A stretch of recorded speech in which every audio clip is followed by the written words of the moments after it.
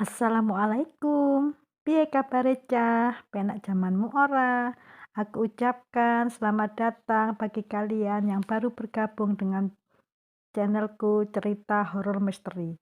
Kali ini aku akan melanjutkan kisah Lemari Antik. Semoga kalian jika suka video ini kalian like dan subscribe ya teman-teman. Terima kasih. Semoga kita semua selalu diberi kesehatan dan rezeki yang berlimpah oleh Allah Subhanahu wa taala. Amin ya robbal alamin. Oke, langsung saja masuk ke ceritanya. Eng ing eng. Tetapi Nak Ismet, di depan banyak yang bagus-bagus. Silakan pilih mana yang Nak Ismet suka. Mengenai harga dan pembayaran, jadi tempatnya di belakang, potong Ismet segera. Namun sopan. Boleh saya melihat-lihat Pak Haji? Di halaman belakang ada sebuah gudang besar dan lebar. 3 orang karyawan tengah membersihkan dan memperbaiki perabotan yang ada di dalamnya. Ketika mereka masuk, dijelaskan oleh pemilik toko bahwa perabotan bekas itu ia dapatkan dari pemilik semula yang ingin punya model baru secara tukar tambah. Umumnya mereka kalangan menengah ke atas, sebab kalangan bawah yang bekerja sebagai penyawah atau tukang kebun baru melepas lemari, misalnya setelah lemari itu tinggal potongan papan yang hanya pantas untuk membesarkan api di tungku. Karena itu, Nak Ismet, biar namanya barang bekas, model dan mutunya tetap terjaga. Komentar pemilik toko sedikit berpromosi. Dan memang sewaktu Ismet melihat sana, melihat sini, komentar Pak Haji benar adanya. Paling tidak model barang bekas itu telah dipermak tukang-tukang kayunya. Atau kalau masih bagus, dibersihkan dan dirawat dengan telaten. Sambil melihat-lihat, Ismet mengingat jumlah dana yang tersedia untuk membeli perlengkapan rumah. Ia juga bertanya tanpa segan harga perabotan bekas dan perabotan baru. Sekedar perbandingan, kenyataannya kalau ia membeli perabotan baru, paling ia hanya mendapatkan 1 meja rias untuk Farida dan 1 set meja tamu. Kalau yang dibelinya perabotan bekas di gudang itu, maka ia dapat tambahan 1 bufet, 1 lemari besar dan 1 tempat tidur nomor 2. Komplit begitu Farida datang dari Bandung, rumah mereka sudah benar-benar siap pakai. Setelah mereka berbincang dan berhitung-hitung, Pak Haji mengingatkan, apakah Nak Ismet tidak melupakan meja makan? Ismet ragu-ragu. Ia tahu batas keuangannya, maka dengan sopan ia menolak. Kita dapat makan di mana saja bukan Pak Haji, asal tak berdiri saja tabu. Juga tabu kalau makan di tempat tidur, kata orang tua dulu. Kalau makan di tempat tidur, maka anak yang dilahirkan di tempat tidur itu bakal susah diatur, jorok perilakunya dan cara hidupnya, ujar Pak Haji tersenyum manis. Tak usah pikirkan soal uang, sekedar tanda kekeluargaan, Bapak akan hadiahkan untuk Nak Ismet 1 set meja makan. Jangan memprotes. Lihat dulu mejanya. Pegawai toko segera menurunkan kursi-kursi yang disusun rapi di atas sebuah lemari kecil. Adapun mejanya diletakkan dengan posisi terbalik, sehingga bidang permukaan meja menutupi lemari tadi. Meja beserta kursi-kursinya memang kuat dengan sedikit polesan. Perlengkapan itu akan tampak seperti baru lagi. Ismet memperhatikan dengan seksama. Semula matanya agak terpicing dengan alis yang nyaris bertaut. Tetapi kemudian Ismet terbelalak. Ia tidak hanya memperhatikan meja atau kursi makan saja. Benda itu membetot seluruh perhatian Ismet. Perlahan wajahnya berubah tegang. Dengan sinar mata takjub, ada sesuatu yang seakan-akan melecut saraf-saraf tubuhnya, menekan jaringan sel-sel otaknya.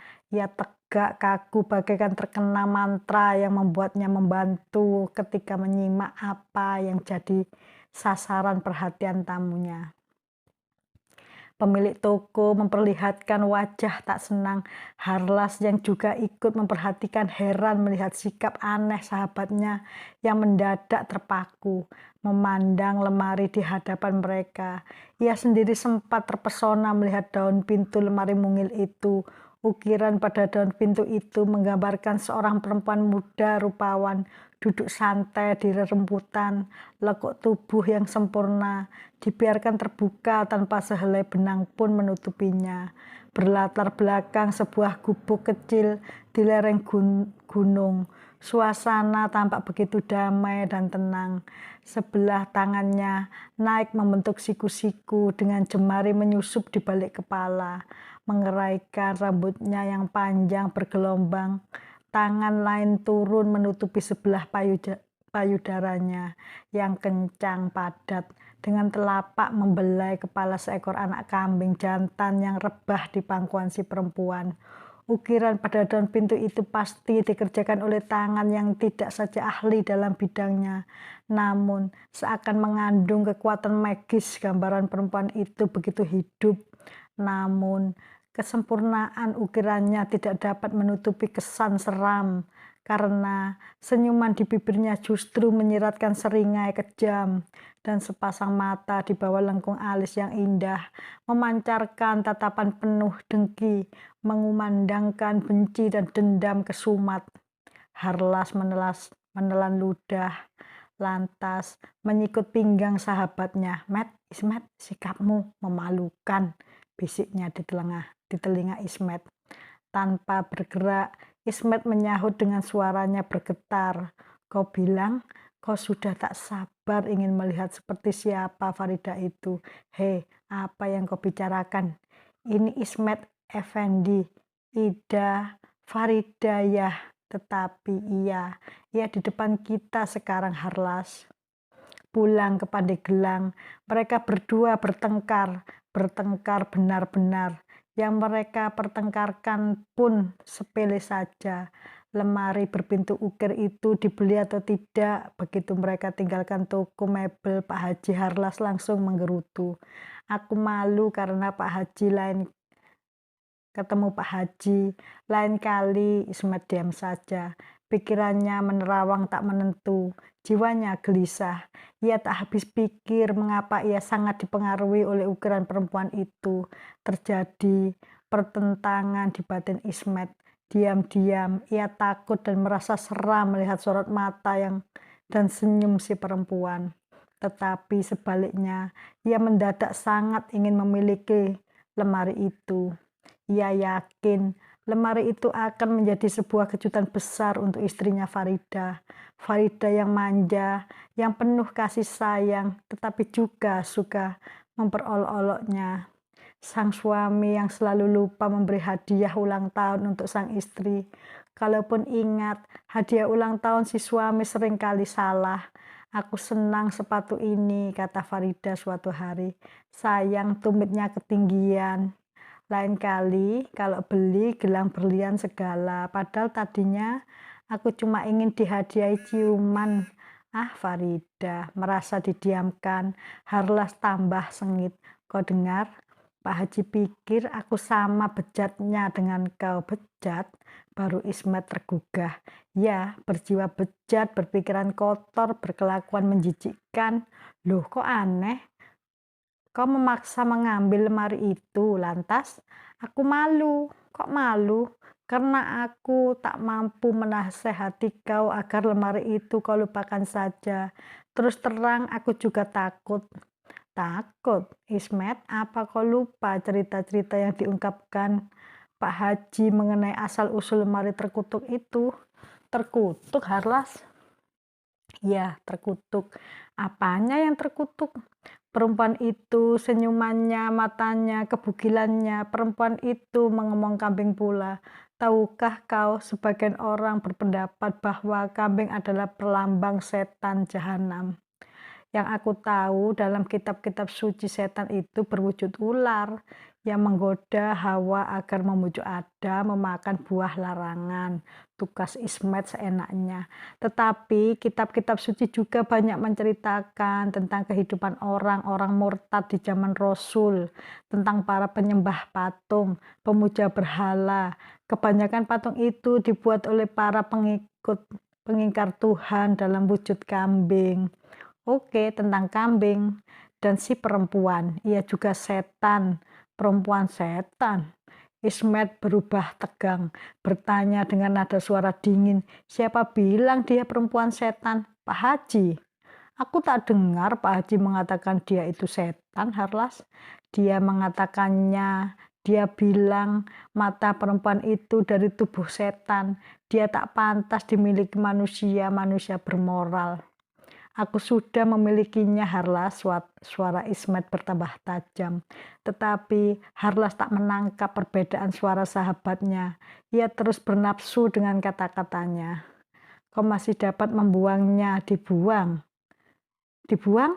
Tetapi dia dan aku sudah menikah, Harlas." "Perempuan setan itu, apakah kau?" Umpatan Harlas terputus. Sekonyong-konyong ia menyadari subjek pembicaraan mereka yang ternyata berbeda satu dengan lainnya. Diam-diam ia juga merasakan adanya ketegangan pada orang yang duduk di boncengan sepeda motornya. Harlas kaget sendiri. Terengah sebentar, gugup katanya. "Ismet, aku tidak bicara tentang Farida. Aku bicara mengenai perempuan di daun pintu lemari itu." "Dia Farida, sudah kubilang dia Farida." "Cuma mirip Ismet," Harlas membujuk. "Karena ukuran itu cuma benda tetapi coba beri ia daging, darah, beri ia kehidupan, maka dia akan jadi Farida." Ismet tetap bersikeras. "Baiklah, kau sendiri mengatakan itu. Cuma benda, jadi kita sudahi saja sampai di sini." Harlas ikut-ikutan gusar. Lalu, antara sadar dan tidak, ia mengumpat lagi, "Benda mati sialan." "Dia bukan benda mati, dan dia tidak sialan," Ismet berteriak.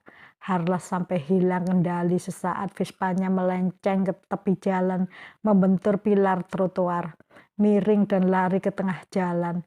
Hanya secara naluriah Harlas berhasil menguasai posisi Vespa agar tidak terjatuh dan terhindar dari hantaman bus antar kota yang melaju dengan kecepatan tinggi dari arah berlawanan.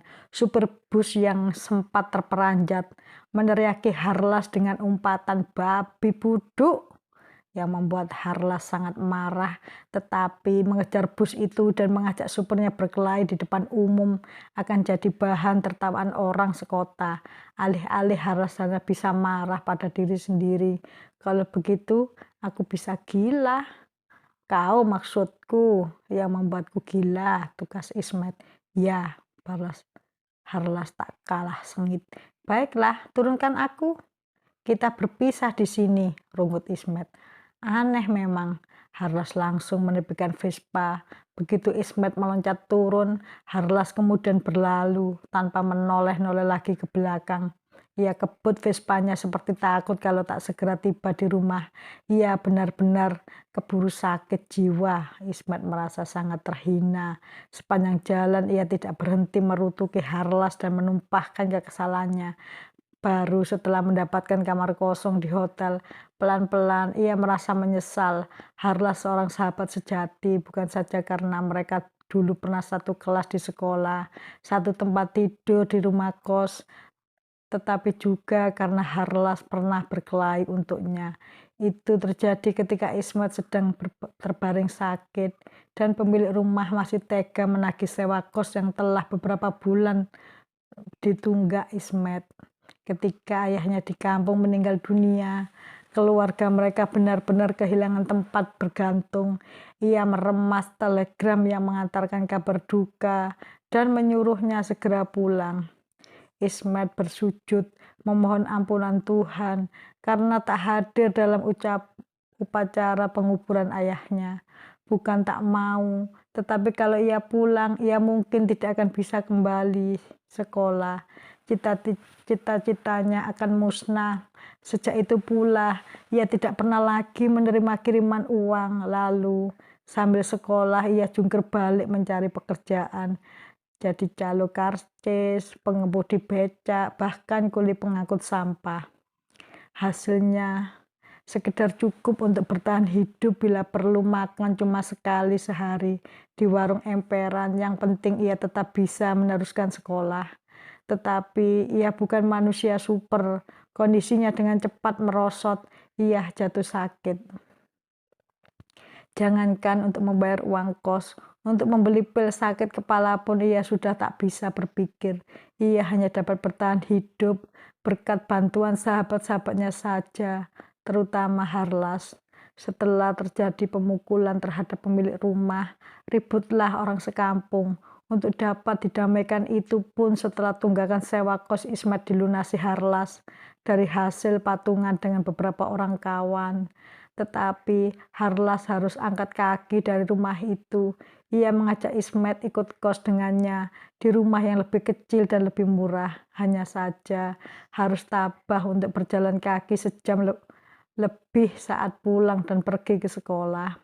Entah siapa yang memberitahu peristiwa memalukan itu sampai juga pada keluarga Ismet di kampung. Salah seorang pamannya akhirnya memahami tekad bulat Ismet. Ismet disuruh berhenti kerja serabutan lalu didukung untuk maju sebagai seorang berpendidikan yang bakal jadi kebanggaan keluarga. Akhirnya Ismet dapat dengan tenang menekuni studinya. Tamat SMA, Ismet melanjutkan ke perguruan tinggi. Namun sejak itu pula ia dan Harlas jarang bertemu dan hanya saling memberi kabar lewat surat menyurat.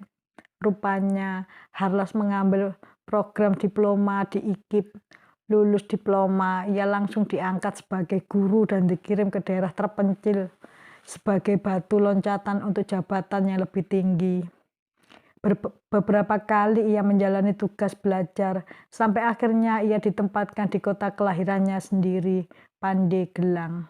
Pelan-pelan, karirnya meningkat dari hanya sebagai guru, kepala bagian, lalu kepala sekolah. Namun, dengan setia ia tetap menyurati Ismet, mengabarkan kemajuan karirnya, serta menanyakan keadaan sahabatnya.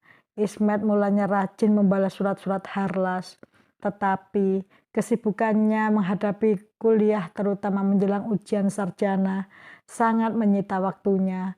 Dan kalaupun ia masih sempat menulis surat, bukan lagi ditunjukkan kepada Harlas, melainkan untuk kekasihnya seorang Farida. Makin lama kehadiran surat Harlas pun semakin jarang karena sering tak berbalas. Ismet mulai melupakan sahabatnya itu. Perhatiannya lebih terpusat pada ujian-ujiannya, kemudian pekerjaannya, kemudian lagi karirnya. Semua itu ditujukan untuk satu tekad. Ismet baru akan melamar Farida jadi istrinya apabila ia sudah cukup mapan untuk membina rumah tangga.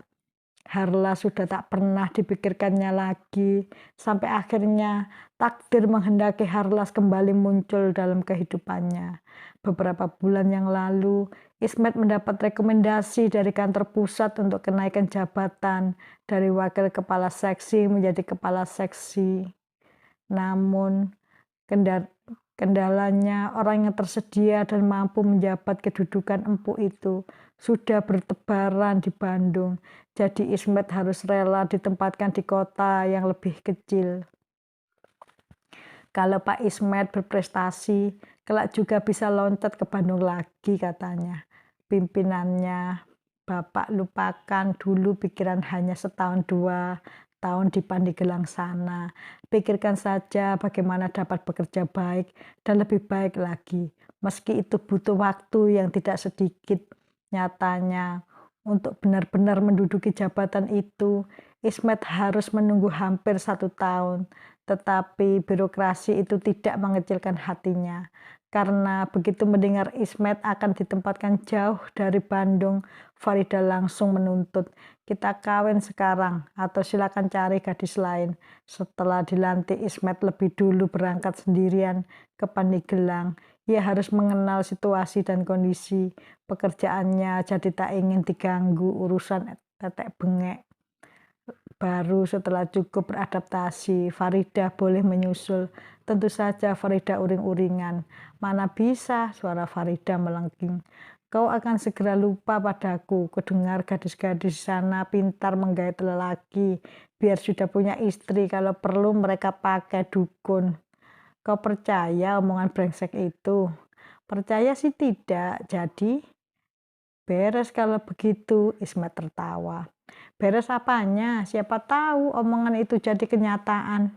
Dan kalau ya, bukan saja si gadis dukunnya pun akan kulabrak habis-habisan. Nah, beres kalau begitu, kata Ismet lagi. Belum. Apalagi, pertama, jangan kaget kalau aku tiba-tiba muncul di Pandeglang. Pasti aku kaget. Dan karena ada yang pertama, pasti ada yang kedua, panjang Ismet geli. Masuk kamar kau sekarang. Aku saja, masa kau tega Ida? Cie, masih belum masuk juga ya. Ini maksa apa? Maksa. Jadi aku mau diperkosa. Iya, Ismet bersungut-sungut. Tentu saja, hanya pura-pura, seraya mendorong pintu kamar. Di belakangnya Farida berjalan membuntut, masih tetap uring-uringan. Belum juga pintu dikunci, Farida sudah menerkamnya. Ismet sampai terseret ke lantai. Setengah jam lamanya mereka melantai, baru kemudian mandi. Setelah segar, Farida mengajak naik ke tempat tidur dan tidak memberi suaminya kesempatan untuk istirahat sampai menjelang subuh. Akhirnya, ia dilepas juga pergi ke Pandeglang untuk memulai tugas. Banyak pekerjaan, banyak orang yang harus ditemui dan menemuinya. Menjelang senja, baru ia bisa meninggalkan kantor dengan tubuh lesu dan kepala pusing. Ia langsung kembali ke hotel. Sebelum membelok ke lorong kamarnya, ia berpesan pada pelayan hotel agar tidak seorang pun boleh mengganggu tidurnya. Seperti kebingungan mendengar instruksi tersebut, pelayan hotel diam saja dan berlalu sebelum Ismet sempat bertanya. Begitu tiba-tiba di depan kamar, baru Ismet tahu sebabnya. Harlas tengah enak-enak minum kopi dan dengan temannya dia berkata, kalau kau tetap mau tidur, sekarang aku akan lompat ke bawah. Orang akan ribut semua dan kau tetap tak bisa tidur karenanya. Mereka kemudian terbahak lalu saling teriak dan berangkulan. Bertahun lamanya tidak bertemu rasanya begitu banyak yang ingin diceritakan. Pandeglang hanya kota kecil. Informasi kepindahan Ismet begitu mudah untuk sampai di telinga Harlas. Setelah puas tanya ini tanya itu, Harlas mengultimatum. Kemasi barang-barangmu, pindah dari sini. Apa? Kau ke rumahku sekarang juga. Hei, tunggu dulu. Istriku tidak mau disuruh menunggu sendirian di rumah. Ini 1, 2, aku tahu kau diberi dana cukup untuk tinggal di hotel. Di rumahku semua cuma-cuma. Artinya kau dapat berhemat. Terakhir tetapi yang terpenting, kalau kau menolak, kuanggap kau tak pernah hadir dalam kehidupan masa laluku. Sehingga tidak perlu aku mengingat-ingat punya sahabat bernama Ismet. Suaranya bernada sungguh-sungguh kehidupan masa lalu. Ismet teringat semuanya malu pada dirinya. Ia jadi salah tingkah. Tak tahu akan berkata apa. Harlas memahami lantas berujar lembut. Gampang kalau mau minta maaf. Caranya mudah saja. Ayo kita angkat kopermu. Harlas yang baik. Dan Ismet telah membuatnya sakit hati. Siang ini, perbuatan yang sungguh tidak patut, tidak pantas untuk seorang intelek dan punya kedudukan terhormat. Itu dari sudut pandang jabatan, belum lagi kalau dihitung dari segi moral. Ismet rebah di pembaringan, terpejam. Dengan belakang kepalanya berdenyut-denyut sakit. Ia kaji dan kaji lebih dalam, akhirnya sampai pada kesimpulan pertengkaran itu sebenarnya tidak perlu terjadi kalau ia tidak emosional dan mau memahami sikap sahabatnya. Harlas sedang diliputi perasaan takut. Yang dia takuti bukanlah tentang dirinya sendiri. Yang dia takuti justru bayangan hal buruk yang akan menimpa diri Ismet. Dibolak-balik bagaimanapun, perasaan takut Harlas didorong oleh naluri ingin melindungi keselamatan Ismet. Itulah Harlas. Ismet mengerang. Dalam tidurnya belakang kepalanya bertambah sakit. Rasanya ia ingin memukuli kepala sendiri. Bukan untuk melenyapkan perasaan sakit itu, melainkan untuk menyatakan penyesalan yang teramat sangat setelah ia menyadari kebodohan pikirannya, menyadari kebutaan jiwanya. Semua gara-gara lemari aneh itu. Ia teringat ucapan Pak Haji. Tadinya aku bermaksud membongkar lemari ini. Aku tak suka motif daun pintunya, tetapi buatannya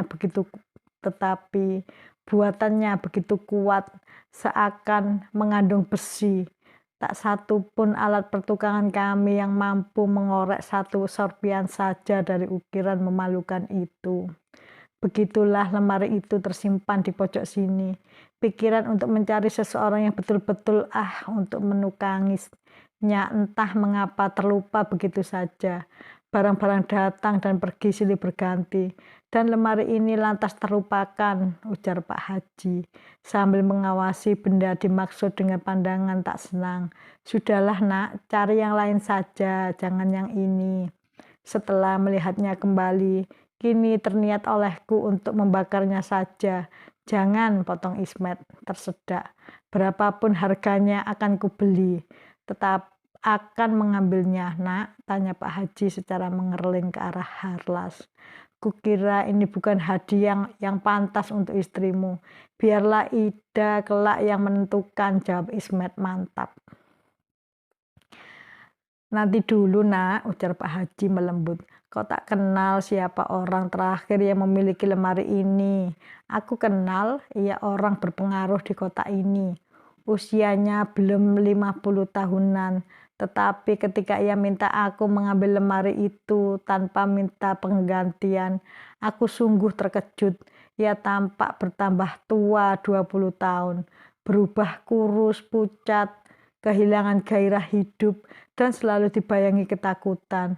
Kau tahu apa kata si malang itu? Suatu hari ia pergoki anak lelakinya, berbuat tak senonoh dengan menggauli daun pintu. Lemari ini, malamnya, anaknya mati mengerikan, mulutnya berbusa, kulit tubuhnya kering. Lama ia berpikir kenapa anak kesayangannya bisa mati mendadak. Semengerikan itu pula, lalu suatu malam ia berdiri tanpa sengaja di depan lemari ini. Tiba-tiba suatu tarikan goib menyeretnya, mendekat ke daun pintu lemari, disusul dengan bisikan goib, mengajaknya berbugil. Lalu ia mengucap istighfar dan lenyaplah godaan itu. Tetapi semenjak itu seisi rumah diganggu hal-hal aneh. Jerit tangis perempuan yang tak kelihatan wujudnya, perabotan-perabotan yang melayang sendiri, dilemparkan jatuh sendiri dan hancur sendiri. Berikutnya, tukang kebun mereka mati pula. Keadaannya sama dengan keadaan anaknya dulu, mulut berbusa dan kulit kering bersisik. Lalu ia putuskan membuang jauh-jauh lemari ini dari rumahnya. Bapak percaya semua omongan kosong itu, tanya Ismet tenang. Hampir, kok hampir? Kebetulan aku bertamu ke rumahnya waktu ia berniat membuang lemari ini. Aku lalu disuruh menyingkirkannya. Sejak lemari ini ia beli, setan terkutuk dan segala macam roh jahat laknat menghancurkan kehidupan rumah tangganya, bahkan karirnya. Itu kata dia. Tetapi aku sering dengar ia suka menyepi ke tempat-tempat keramat. Keluarganya bilang karena ingin memerangi pengaruh jahat yang menghantui rumah mereka. Tetapi orang-orang dekatnya di kantor mengatakan ia sedang menuntut ilmu untuk mempertahankan jabatannya. Ia rupanya telah membuat beberapa kekeliruan sehingga terancam dipecat. Tidak hormat, timbul desas-desus kalau bencana yang menimpa keluarganya diakibatkan ulahnya sendiri. Konon ia gagal memenuhi syarat roh jahat pujaannya. Tak ada persoalan kalau begitu, Man Ismet gembira. Sementara Harlas yang takut oleh sorot mata dan senyum perempuan di daun pintu lemari sudah menyingkir jauh-jauh. Masih ada, Nak, desak pemilik toko. Oh iya, setelah lemari ini kusimpan, seorang dua orang sempat melihatnya. Mereka bilang lemari itu sudah acap kali berpindah tangan. Tiap kali pindah, tiap kali meminta korban. Ada yang mati, ada yang sakit ingatan, ada pula yang hilang raib tak tentu rimba. Itu sebabnya Pak Haji ingin membongkar ukirannya, tugas Ismet. Ya, tetapi seperti sudah kubilang, usaha kami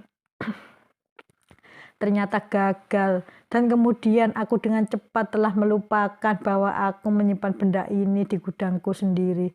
Yang aneh, aku tidak punya sifat pelupa. Obeng yang tertinggal di tempat pekerjaan seminggu sebelumnya masih dapat kuingat dan kutemukan dengan segera di tempat semula. Itu kalau belum ada yang memindahkan. Mungkin itu karena Pak Haji sudah mulai uzur. Aku belum terlalu tua, Nak. Kak Ismet, jadi maaf. Yang pasti lemari ini tetap ingin kumiliki. Apapun syarat yang Bapak tentukan, ujar Ismet teguh. Lama orang tua itu berpikir sambil sesekali melirik dengan segan pada daun pintu lemari di depannya.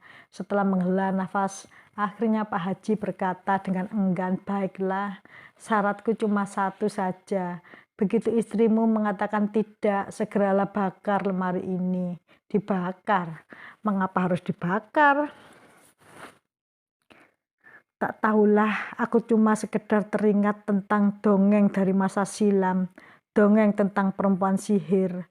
Lalu orang tua itu bergegas pergi menyusul Harlas ke ruang tamu. Kemudian dari sikapnya, ia tak suka berlama-lama di dekat lemari mungil yang penuh riwayat itu.